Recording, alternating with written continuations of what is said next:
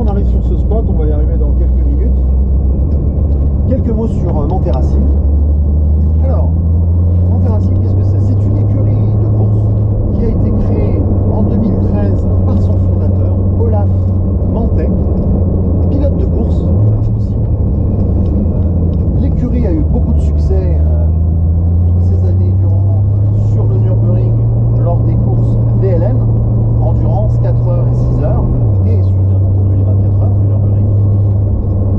Donc beaucoup de succès pour cette écurie, et toujours la particularité aussi, depuis ses débuts, de préparer, en plus des véhicules de course, des véhicules de route.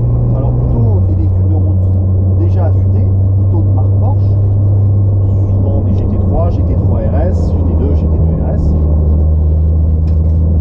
Voilà. Et si vous voulez, depuis 2013, alors ce qu'il faut savoir aussi, c'est que Monte Racing se trouve à 4 km de l'entrée du Nürburgring, donc si vous voulez, c'est juste un terrain de jeu absolument parfait pour le développement des voitures. Donc voilà, en termes d'expérience, si vous voulez, pour les développements, c'est absolument parfait. Et donc, tout s'est accéléré en 2013 lorsque Porsche a racheté Monte Racing, a racheté l'écurie de course dans un intérêt, on va dire, voilà, de développement du programme GT, que ce soit aussi bien le GT client ou pro, et a racheté donc pour 51% l'écurie. Alors, les 49% sont toujours en détention par Olaf Mantet et par les deux associés fondateurs qui sont toujours donc, dans la structure, ils sont du programme client Porsche, que sont Nicolas et Martin Raeder. Et voilà, et donc aujourd'hui, clairement, Monte Racing, c'est Porsche. Donc aussi bien comparable à AMG pour Mercedes, Nismo pour Nissan, Gazoo Racing pour Toyota, Abarth pour Fiat, etc. Donc un préparateur maison homologué par le constructeur. Donc en 2013, tout s'est accéléré puisque le programme des développements de voitures de route a été de l'avance, c'est-à-dire qu'ils ont vraiment commencé à lancer des kits approuvés par le constructeur et homologués route, encore une fois avec le tube. Donc l'intégralité du kit vendu sur chaque auto était homologué par le constructeur et assurable. Donc voilà, quelque chose de top pour une utilisation routière et circuit. Donc ils ont commencé par le 980 Cayman GT4, premier kit officiel Monte Racing. S'en est suivi bien sûr leur produit phare encore aujourd'hui, les kits Mantet pour la GT3 RS, la 991 GT3 RS, la phase 1. Et ensuite, il y a eu la 991 GT3 phase 2, toujours avec le kit complet.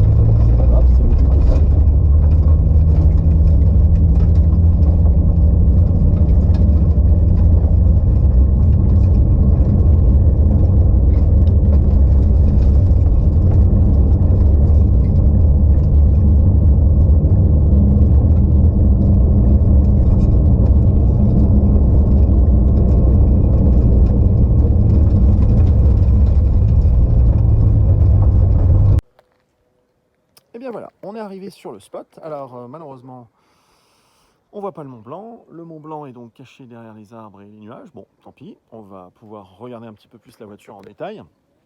Alors quelques mots, on va tourner un petit peu autour de la voiture pour rapidement vous expliquer les 3 niveaux du kit. Donc il y a la possibilité donc déjà d'acheter certains éléments séparément. Alors c'est très simple, vous avez la possibilité d'acheter les suspensions, les plaquettes de frein et le fameux réservoir avant séparément, en sachant que le reste n'est absolument pas, ce n'est pas possible d'acheter les autres éléments vu que ça travaille en collaboration avec les suspensions. Donc il n'y a pas de possibilité d'acheter par exemple l'aileron uniquement sans les suspensions. Donc le kit comme vous le voyez là, c'est-à-dire avec, là ce sont les jantes magnésium d'origine, sans les jantes magnésium Manthey Racing, on est à 64 911 €. Et vous rajoutez environ 20 000 €, un petit peu moins, pour les jantes Manthey Racing WEC Magnésium, qui en fait vous permettent de mettre un disque aérodynamique que vous avez déjà pu voir sur la toile, qui optimise un petit peu l'aéro à l'arrière. Mais dans cette configuration-là, voilà, c'est 64 911 €. Vous disposez donc de toute l'intégralité du kit, sans les jantes WEC Magnésium Manthey Racing avec le disque aéro. Alors, je vais vous présenter donc la voiture de l'avant à l'arrière. Donc de l'extérieur, vous avez de l'avant tout de suite visible les petits flaps aéro latéraux qui donc bien sûr optimisent l'appui aérodynamique, donc qu'on peut voir ici. Ensuite vous avez, ça on le voit pas, de baisser un petit peu, vous avez donc un diffuseur aéro qui est en carbone, qu'on voit un petit peu ici, voilà, avec les petits réglages ici, des câbles que vous avez là, qui permettent d'optimiser d'augmenter la rigidité de la lame avant. Et donc ce diffuseur aéro avant travaille en collaboration avec ces petites lames que vous avez sur le côté, qu'on voit ici et ici. En fait, ça permet que l'air en fait, qui rentre à l'avant de la voiture s'extrait beaucoup plus facilement à l'arrière des roues pour donc réduire l'effet de levage en fait, tout simplement. Lorsque vous êtes à très haute vitesse, l'avant peut avoir tendance à se lever. Ben, là, du coup, avec ces éléments, on a une réduction de ce phénomène. Voilà, donc ça c'est pour la partie visible de l'avant aérodynamique. Il faut savoir que d'origine, on a un appui aérodynamique à 200 km/h qui est de 49 kg. Avec ces éléments, avec les éléments aéro avant, sur le kit Manthey Racing, on est à 70 kg d'appui à 200 km/h. Ensuite, vous avez donc le fameux réservoir d'eau additionnel Manthey Racing qui s'ajoute sur le réservoir d'eau Porsche d'origine, qui fait donc 4,5 litres de capacité. Là, on a une capacité totale avec ce réservoir qui est donc de 13,5 litres, ce qui permet de faire des sessions complètes sur circuit sans avoir besoin de remettre de l'eau. Donc quand je dis complète, c'est que vous pouvez rouler quand il fait très chaud pendant 30 minutes avant de remettre de l'eau. Alors qu'avec le réservoir d'origine, c'est vrai que vous tombez en rupture, en panne d'eau au bout de, allez, on va dire 10-15 minutes, ce qui n'est pas un problème, puisque du coup c'est un système qui refroidit l'intercouleur pour optimiser, pour maintenir la puissance pendant toute votre session. Et quand vous avez plus d'eau, ben, du coup le moteur se met dans un mode dégradé un petit peu plus voilà, un petit peu moins puissant. On va dire, allez, vous perdez à peu près 40-50 chevaux, mais avec, du moment que vous avez de l'eau, bah, du coup vous avez les 700 chevaux disponibles. Ensuite, si on regarde sur le latéral, donc vous avez donc ici les jantes d'origine magnésium Porsche. Au niveau des freins, ce sont les carbone céramique d'origine. Très très bon frein, du très très bon système, très léger, aucun problème. Vous avez les plaquettes de frein donc du coup qui sont changées, qui sont des plaquettes Manthey Racing, un compound assez spécifique qui fonctionne aussi bien sur circuit que sur route, qui ne siffle pas, qui fonctionne aussi bien à 30 degrés qu'à moins 30, donc utilisation encore une fois circuit, mais qui doit aussi fonctionner pour une utilisation routière, très très important. Les durites de frein ont été changées pour des durites renforcées, pour pareil une utilisation circuit un petit peu plus intense. Et puis surtout, vous avez aussi donc le liquide de frein qui est un petit peu plus performant, voilà, par rapport au liquide de frein d'origine, mais qui fonctionne aussi bien sur route que sur circuit. Ensuite, au niveau de l'intérieur, alors rien de particulier. Vous avez donc, vous avez déjà 33 000 km au compteur de cette GT2 RS-MR. Vous avez juste une petite personnalisation au niveau de l'appui-tête, où vous avez donc le petit sigle MR qui vient se greffer au GT2 RS. Voilà. Ensuite, alors avant de basculer sur l'arrière, qui est extrêmement important sur le kit MR, on va parler un petit peu des suspensions. Donc les suspensions, c'est un développement maison.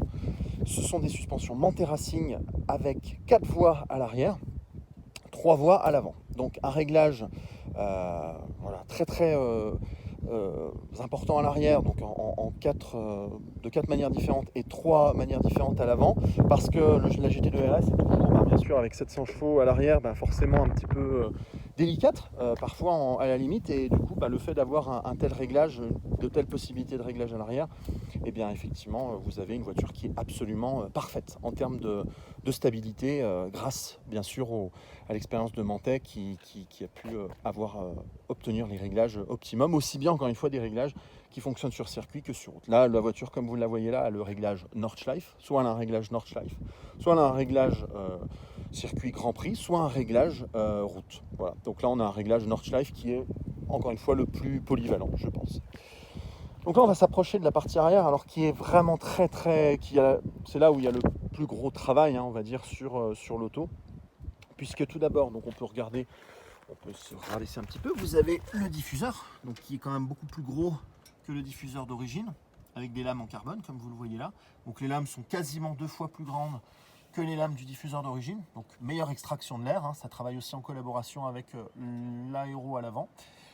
Chaque pièce, comme vous pouvez voir, vous avez les petits autocollants, vous voyez, qui en fait attestent, comme aussi à l'arrière, vous voyez ce genre de petites indications qui attestent de l'origine Manthey Racing et surtout de l'approbation du TÜV, donc l'homologation routière du kit. Je vous rappelle encore une fois que le kit est homologué route. Comme elle est là, la voiture est totalement assurée. Simplement, au lieu d'être assurée pour 325 000 euros, elle est assurée pour 400 000 euros. Et donc totalement dans les mêmes conditions qu'une GT2 RS d'origine. Et bien sûr, l'approbation de la garantie constructeur. Ensuite, donc pour l'arrière, donc voilà, vraiment le très très gros travail, c'est au niveau de l'aileron. Alors, ils ont dû complètement revoir le principe, c'est-à-dire que l'aileron d'origine qui offre déjà un appui important, puisqu'on est aux alentours de 130 kg à 200 km/h, ce qui est déjà pas mal, mais là, ils ont voulu aller beaucoup plus loin pour vraiment que la voiture soit très stable à très haute vitesse, ce qui pouvait souvent un peu faire peur aux différents utilisateurs qui n'étaient pas trop habitués par la puissance et surtout aux très hautes vitesses que la voiture peut prendre sur piste. Donc là, du coup, ils ont bien entendu fait un aileron beaucoup plus gros, avec donc des flaps latéraux beaucoup plus gros aussi, voilà, extrêmement rigide, extrêmement vraiment des pièces de très très haute qualité, tout en carbone, une rigidité voilà, vraiment impeccable, vraiment du très très très très bon matériel. Et donc vous avez 3 réglages sur cet aileron, donc un réglage on va dire Vmax, vitesse maxi, un réglage avec beaucoup d'appui aéro et un réglage avec beaucoup d'appui aéro. Donc là les parents pensent réglage standard. Ce qu'il faut savoir, c'est quand vous avez le disque aéro à l'arrière, sur les roues arrière, vous avez un appui aérodynamique en fait sur les roues qui s'effectue sur les roues. C'est pas un élément qui refroidit les freins, ce fameux disque aérodynamique. Vous pouvez le voir par exemple sur la GT2 RS du taxi Apex au Nürburgring. Et donc ce disque aéro en fait crée l'appui en fait au niveau de la roue, réduit le drag en fait, réduit la traînée, et ce qui permet en fait de passer en fait l'aileron en version Vmax en fait. Donc ce qui fait qu'en fait vous avez le même appui que par exemple ma configuration que j'ai là, mais sans la traîner. Donc en fait là la voiture normalement prend 340 km/h d'origine en vitesse maxi réelle GPS.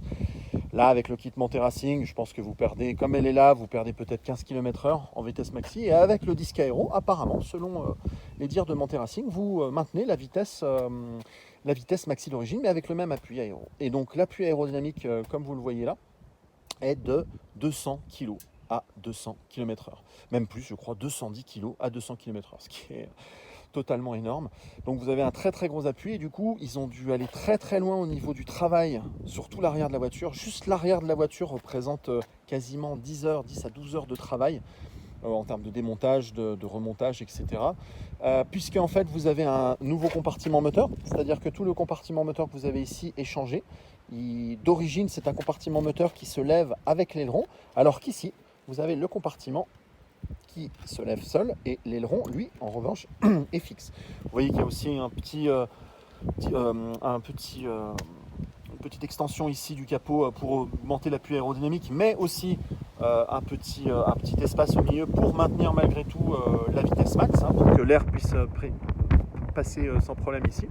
Et donc là où il y a vraiment le très gros travail, donc déjà il y a quelque chose de vraiment sympa, qui est très très important, encore une fois qui va dans l'optique de l'utilisation routière de la voiture, c'est que l'aileron est disposé vraiment très haut, ce qui fait que, je ne sais pas si on le voit ici, en fait quand vous êtes à bord de la voiture et que vous regardez dans votre rétroviseur, vous ne voyez pas l'aileron en fait, donc vous avez une vue arrière totalement dégagée, vous n'avez absolument pas l'aileron qui vous bouche la vue, ce qui fait que en fait, même mieux que d'origine, puisque en fait comme l'aileron est avec ses supports beaucoup plus hauts, et vous avez aucune visibilité, enfin vous avez une visibilité complète, donc ça c'est quand même assez sympathique.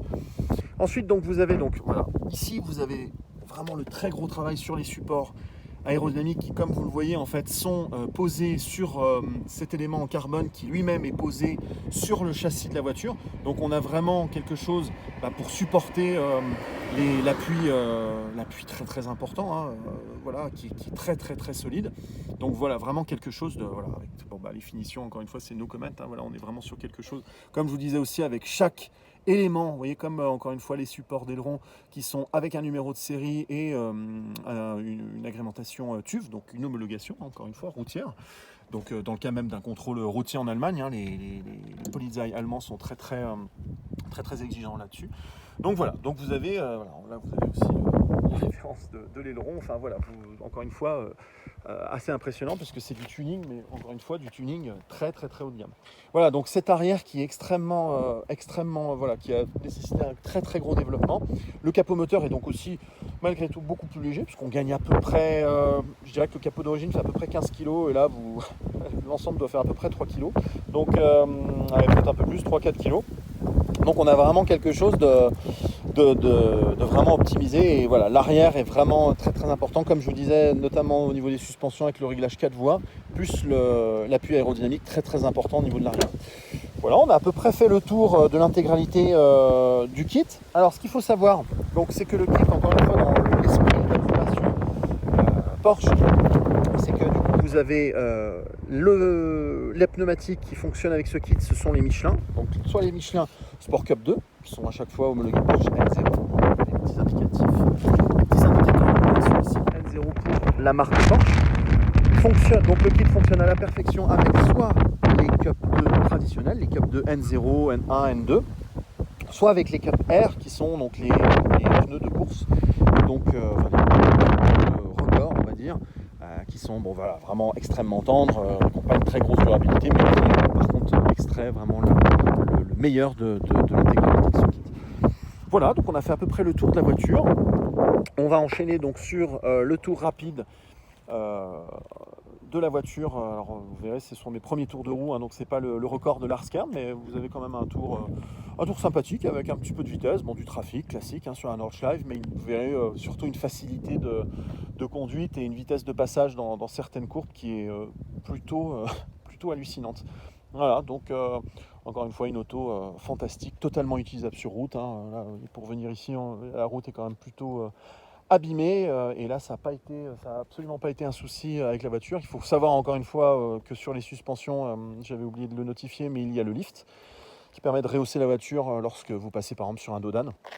Donc encore une fois quelque chose de parfaitement étudié pour la route et pour se rendre aussi sur le circuit, et puis pour vraiment tout déchirer, on va dire, sur le circuit. Donc voilà, quelque chose de vraiment exceptionnel. Écoutez, j'espère que la vidéo vous a plu. N'hésitez pas à me donner votre avis dans les commentaires. Si à l'avenir vous voulez peut-être une présentation aussi du Cayman, hein, voilà, qui est aussi une auto qui est dans le même esprit que celle-là. Voilà. Écoutez, je vous dis à bientôt, restez prudents et faites-vous plaisir. À bientôt.